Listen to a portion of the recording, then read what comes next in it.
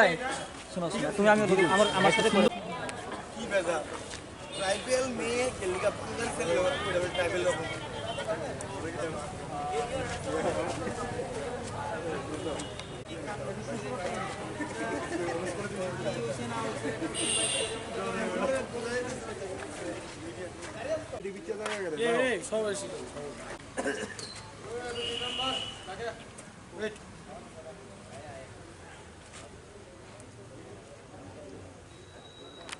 কেউ কিছু করতে চাও ভাই শোনো শোনো তুমি আমি আমার সাথে করে কি বেজা ট্রাইবেল মেয়ে কেলিকা পাঙ্গাল সেল লোক ট্রাইবেল লোক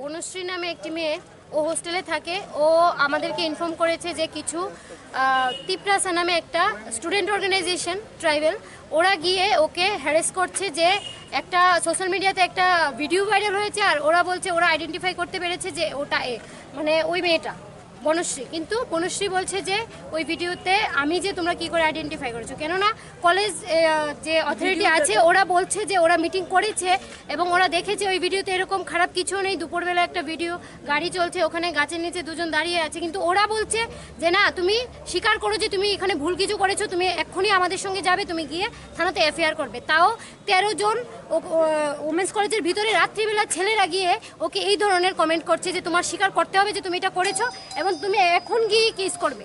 ও বলছে আমি তো কোনো দোষ করিনি, আমি কেন যাব, আমি কেন কেস করবো। ইভেন ম্যামকে বলেছে যে গার্ডেন আছে হোস্টেলের, ওনাকেও বলেছে, উনি স্বীকার করেছে যে আমাকেও ওরা বলেছে যে এই মেয়েকে যদি হোস্টেল থেকে না বের করা হয় তাহলে কিন্তু খারাপ হবে। আর ওরা এখনো পুলিশের সামনে ওরা বলছে যে ওরা লুক রেখেছে ওকে ফলো করার জন্য। 1 বছর ধরে 2 জন স্টুডেন্টকে রেখেছে হোস্টেলে। একটা গার্লস হোস্টেলে কি করে লুক রাখতে পারে যে হোস্টেলে কি হচ্ছে না হচ্ছে, ওই রিপোর্টগুলি ওদেরকে দেওয়ার জন্য।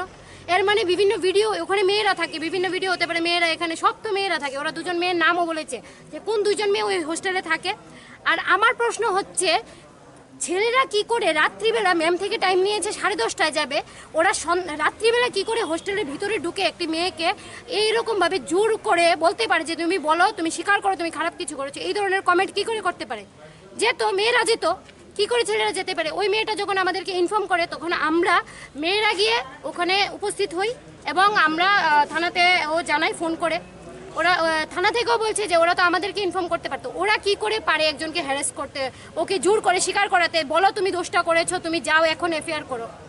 প্রিন্সিপাল আছে, গার্ডেন আছে, ওদের কাছে পুট করতে পারে, ওরা কেন বলে? আমি তো এই কথাটা বুঝেই পারছি না যে রাত্রেবেলা ছেলেরা কি করে গার্লস হোস্টেলে ঢুকতে পারে এবং একটা মেয়েকে এই ধরনের একটা মেয়েকে ওরা সবাই মিলে এই ধরনের প্রেশারাইজ করতে পারে। ইভেন ওরা হোস্টেলের মেয়েদেরকে ডেকেও বলছে তোমরা কি ওকে চেনো, ও ভালো না খারাপ, এই ধরনের চাঞ্চল্য পরিবেশ, ওর ক্যারেক্টার নিয়ে প্রশ্ন করছে, চাঞ্চল্য পরিবেশ ওখানে করে রেখেছে। আমরাও হোস্টেলে থাকবো না এবং ওই যারা গিয়েছে ওই 13 জন লোকও হোস্টেলে থাকবে না। এই মেয়েটা যখন এখন হোস্টেলে যাবে, যদি বিভিন্ন জনে বিভিন্ন ধরনের কথা বলে, ও যদি মানসিক প্রেসারে যদি সুসাইড করে, এটার দায়ী কে নেবে? এই তিপ্রাসা নেবে? ওদের এই ইউনিয়ন নেবে? Student organization? ওরা কি এসএফআই হয়ে আগে কাজ করতো, এরা এখন তিপ্রাসা নামে কাজ করছে। এটা কি ধরনের সমাজে কাজ চলছে? একটা গার্লস হোস্টেলে রাত্রিবেলা ওরা গিয়ে স্টুডেন্টকে প্রেশারাইজ করে ও স্বীকার করতে যে ও খারাপ কাজ করেছে এবং ও এসে কেস করতে। যদি ওর খারাপ লেগে থাকে ও কেস করতে পারে। 13 জন স্টুডেন্ট গিয়েছে। তাদের বিরুদ্ধে আপনাদের কোনো অভিযোগ আছে? আমরা তো বলেছি থানাতে যে কি করে ঢুকতে পারে এবং উইদাউট কোনো পারমিশন, কোনো সিগনেচার নেই। আমরা রেজিস্ট্রার খাতা চেক করেছি। আমরা লাস্ট পেপার সুপারের সঙ্গে কোনো কথাবার্তা হয়েছে? হোস্টেল সুপারের সঙ্গে হোস্টেল সুপার বলছে যে আমরা 5 জন ঢুকেছে ওরা আমার সাথে কথা বলার জন্য, 4 জন মেয়ে একটা ছেলে।